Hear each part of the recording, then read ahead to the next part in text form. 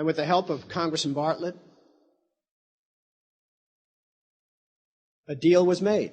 I'm very pleased that through these several trying weeks and now months, that we have secured the agreement of the IRS and the Justice Department, because some of the questions are beyond the purview of IRS, that they will both attend a public symposium where these issues can be formally addressed. Last Thanksgiving,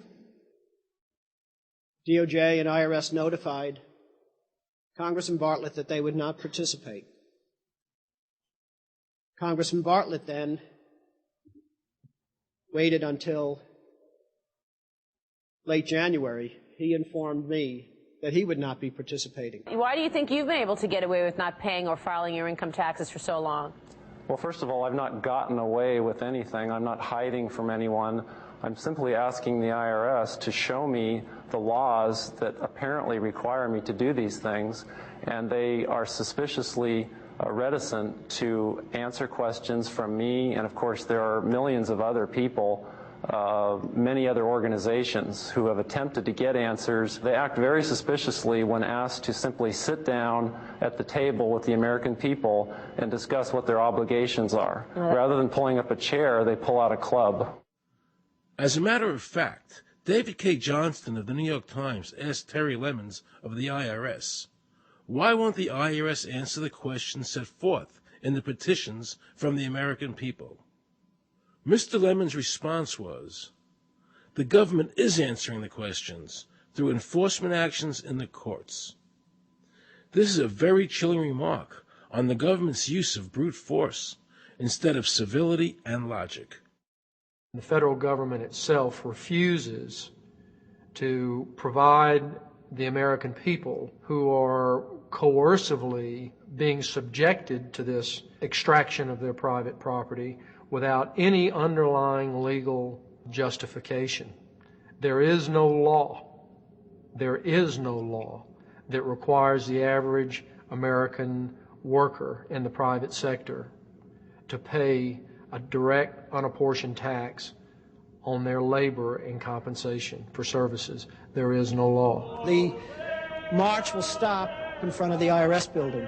They are now going to serve a class action lawsuit on the IRS. Very courageous. My name is Charles Bell. I'm here to serve this complaint on behalf of the American people to the Internal Revenue Service. The complaint is accompanied by an affidavit that's under the hand of Robert Schultz. Case was served. We'll call you with the case number. Case has been filed. We'll call you with the case number.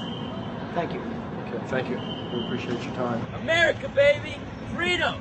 Today, effectively, the people have said to their servant government that that our rights are not going to be any longer denied, and that we're going to have answers to our petition, our legitimate, lawful petitions for redress of grievances, which are guaranteed in the First Amendment to our Constitution. So once and for all, we will get an answer. On August 31st, 2005, federal judge Emmett Sullivan ruled, the government does not have to answer the American people's questions, even though it is guaranteed in the First Amendment. Our courts have made a decision that government does not have to show the law that it enforces. And the press never reported on this. Have we given this judge the authority to overrule the Constitution, the very foundation of American life?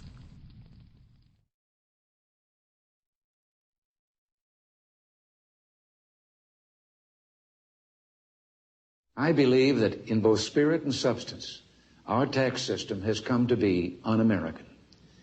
Death and taxes may be inevitable, but unjust taxes are not. The country's taxes must be fixed, and I know what to do with it. If you think you're paying too much now, just wait till I get through with it. Now, Mr. Henry, I'd like to ask you something. What does the government do with all the money we give them in taxes? When President Reagan was elected, one of the first things that he did was appoint a blue ribbon panel of business people headed by Peter Grace, and is commonly referred to as the Grace Commission. And their job was to research all the various areas of the federal government and make a report. One of the quotes from the Grace Commission is, 100% of what is collected is absorbed solely by interest on the federal debt. All individual income tax revenues are gone before 1 nickel is spent on the services taxpayers expect from government. If we pay the salaries of the congressmen and the senators, we're supporting them, aren't we? Well, yes. Yeah. Well, then why can't we list them as dependents and deduct them?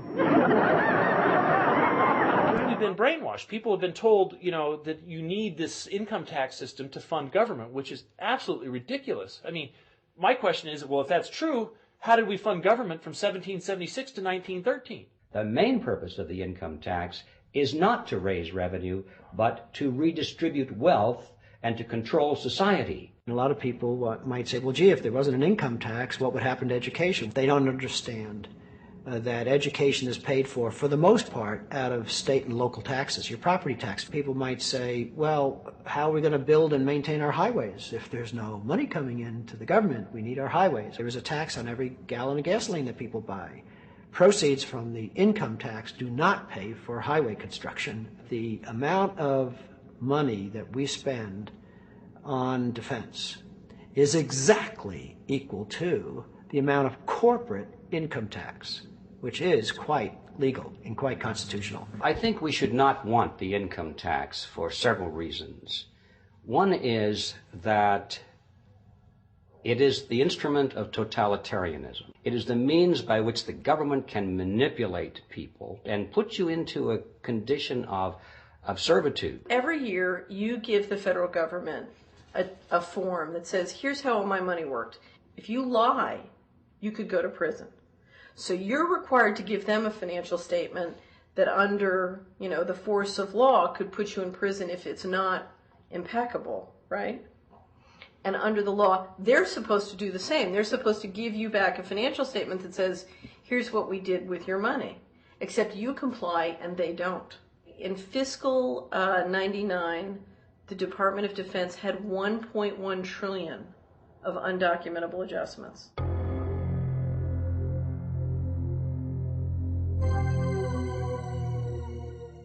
The following year, they had 2.3 trillion of undocumentable adjustments.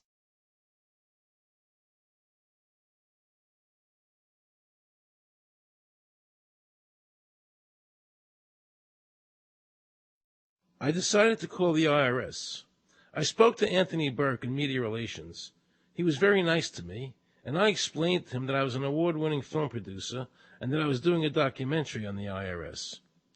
He seemed a bit stunned by this, then explained to me that Commissioner Everson nor anybody else would go on film to discuss the income tax. But he did say he would call me back. I thanked him for that, but I couldn't help wondering, why was the government making it so difficult for people to see the law?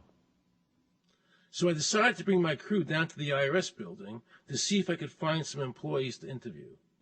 And here's what happened. I said you cannot film here, that's it.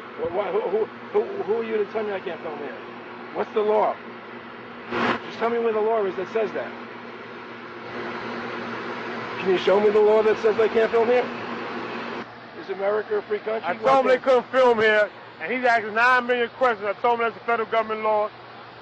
Hey, I told him he couldn't film here. He's telling me he's a citizen and all that. So I couldn't film him and saying, where's the law that says I can't film here? And I'm asking another question, sir. Then Homeland Security showed up, because I was such a threat to Washington. You got a driver's license up? Yeah, I do. Put that away for me. After convincing Homeland Security I really wasn't Osama bin Laden, I kept wishing the IRS would allow me to interview somebody.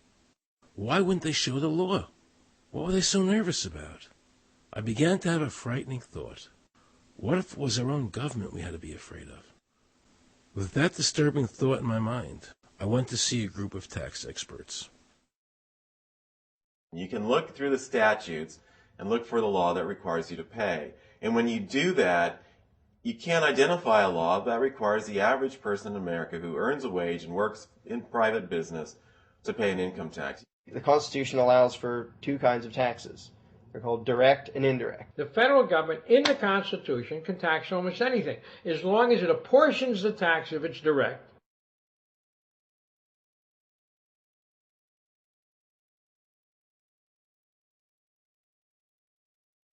The indirect tax is, for example, an excise tax. I can avoid the excise tax on gasoline. I can choose to ride my bicycle.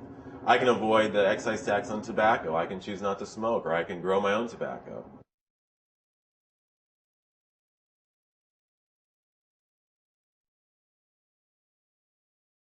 The income tax which is being applied now doesn't meet the criteria of either direct or indirect taxes. The IRS claims that in 1913, the 16th Amendment, the Income Tax Amendment, allowed the government a third form of taxation. What was the Supreme Court's ruling on that? The Supreme Court, in the case of Stanton versus Baltic Mining. I mean, what could be clearer than this? The provisions of the 16th Amendment conferred no new power of taxation. The Russo case also said that the 16th Amendment did not impose any new taxes and did not change any of the taxing restrictions of the Constitution. There were also several other major Supreme Court cases in that same period from 1916 up until about 1923. Stratton Independence versus Hobart, Southern Pacific versus Lowe, Bowers versus Curbo Empire, Burnett versus Harmel, Doyle versus Mitchell. It's actually very simple.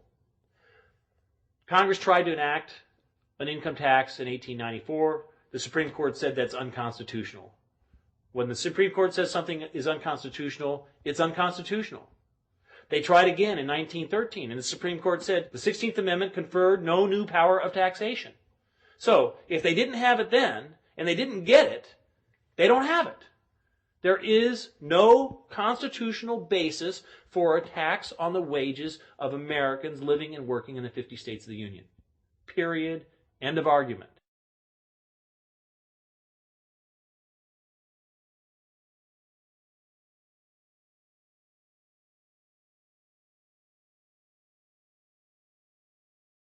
I have a letter here from Daniel Inouye's office of the United States Senate that says, based on the research performed by the Congressional Research Service, there is no provisions which specifically and unequivocally require an individual to pay an income tax. Period. End of story. There is no law, and to date, nobody has been able to show that there is a law for the average American citizen working day in and day out to pay an income tax. The definition of income in the Constitution was given in the Eisner versus Macomber case, and it turns on gains or profits that are made from some activity. Doyle versus Mitchell, 247 U.S. 179, 1918. Here's what he said. The idea of gain or increase arising from corporate activities. In other words, it doesn't mean wages, it doesn't mean dividends, it doesn't mean alimony. It means a gain or a profit arising from corporate activity.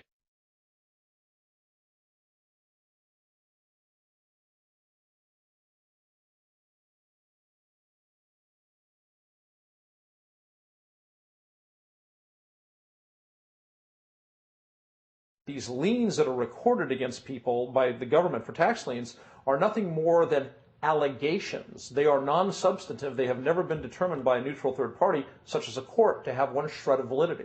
If you ever get a notice of an audit or anything else, the first thing you should do is a Freedom of Information Act request for records that they're using to substantiate or justify the audit. There is nothing in the Internal Revenue Code that creates any such thing as an income tax evasion or crime. There's nothing in the code that allows IRS agents to seize property. The government is involved in judicial